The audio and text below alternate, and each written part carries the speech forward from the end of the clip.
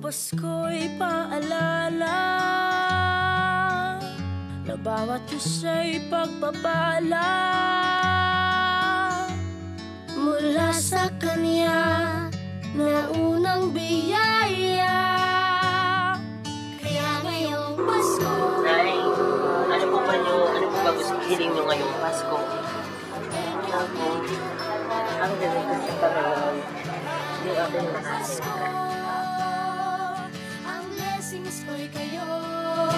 Thank you, ang babait ninyo. Thank you, thank you, thank you, ang babait ninyo.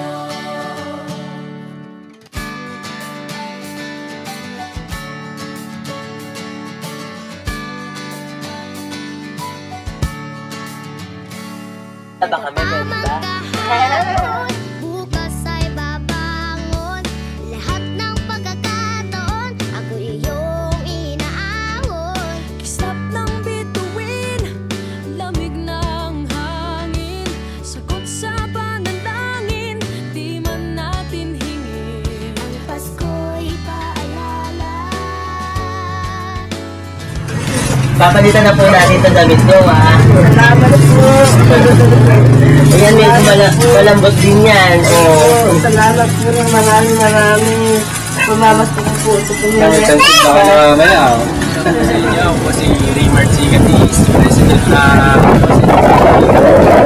gusto po ako nagpapasalamat dahil biniyayaan niya na isang magandang Pasko. Maraming salamat po sa inyo ngayon.